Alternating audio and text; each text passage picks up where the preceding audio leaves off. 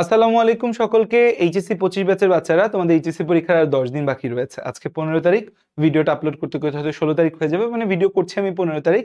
তো তোমাদের তো 26 তারিখ পরীক্ষা, সো পাক্কা 10 দিন তোমাদের হাতে সময় রয়েছে। তো শেষ 10 দিনের জন্য ছোট্টখাট্ট কিছু কথাবার্তা বলবো ছোট একটা ভিডিওতে। দেখো, শেষ 10 দিন খুব গুরুত্বপূর্ণ, কারণ এই 10 দিনের উপর তোমার অনেক কিছু নির্ভর করছে। তুমি এতদিন অনেক ভালোভাবে পড়ছো, বাট শেষ 10 দিন তুমি ডিস্ট্রাক্টেড হয়ে গেলে, তোমার কিন্তু রেজাল্ট সামনে অবশ্যই খারাপ হবে। দেখো, প্রথম কথা, 1 নম্বর কাজ এখনই ভিডিও দেখার সাথে সাথে করো, সেটা হচ্ছে ফেসবুক যে অ্যাপটা আছে সেইটা আনস্টল করে দাও। এই অ্যাপে তোমার কোনো কাজ নেই, ফেসবুক অ্যাপে তোমার বর্তমানে আর কোনো কাজ নেই।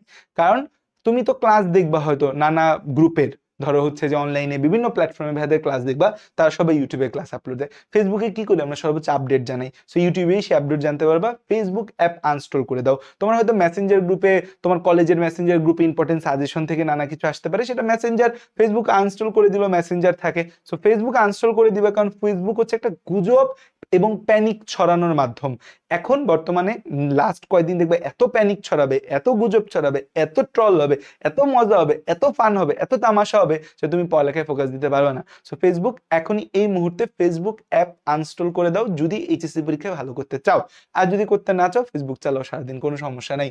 দ্বিতীয় কথা হচ্ছে অযথা ক্লাস করা বন্ধ করো। এখন 10 দিন আছে, এখনো শেষ মুহূর্তে এই ক্লাস সেই ক্লাস নানা ক্লাস করার দরকার নাই যদি তোমার প্রয়োজন না থাকে। তোমার সিলেবাস শেষ, তোমার ম্যাথ শেষ, ফিজিক্স শেষ, বায়োলজি শেষ, কেমিস্ট্রি গুছিয়ে গেছে, তারপরেও তুমি ওয়ান শট ক্লাস দেখার কোনো দরকারই নেই। শেষ মুহূর্তে এখন তোমাকে অবশ্যই কোথায় ফোকাস দিতে হবে, ইবিআই তে ফোকাস দিতে হবে।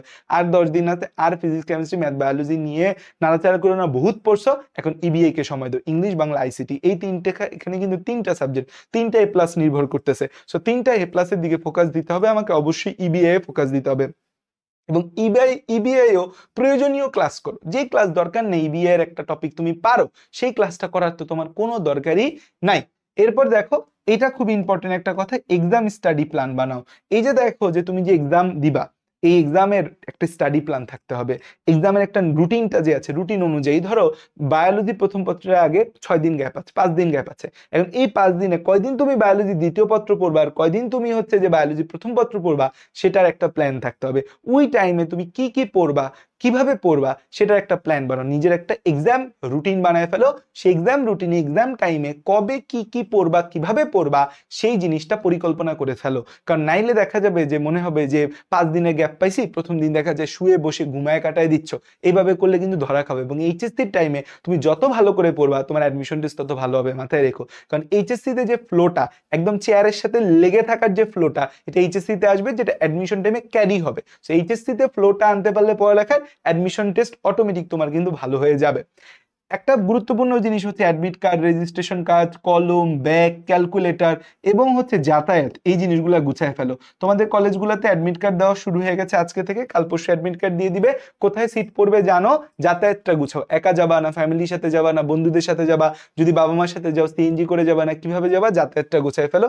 অ্যাডমিট কার্ড, রেজিস্ট্রেশন কার্ড, কলম, ব্যাগ, ক্যালকুলেটর, লাস্টের দিন দেখা যায় অনেকে ক্যালকুলেটর কেনার জন্য দৌড়াদৌড়ি করো, এখনই সবকিছু গুছায় ফেলো, লাস্টের দিকে যেন প্যানিক বাটন প্রেস করতে না হয়।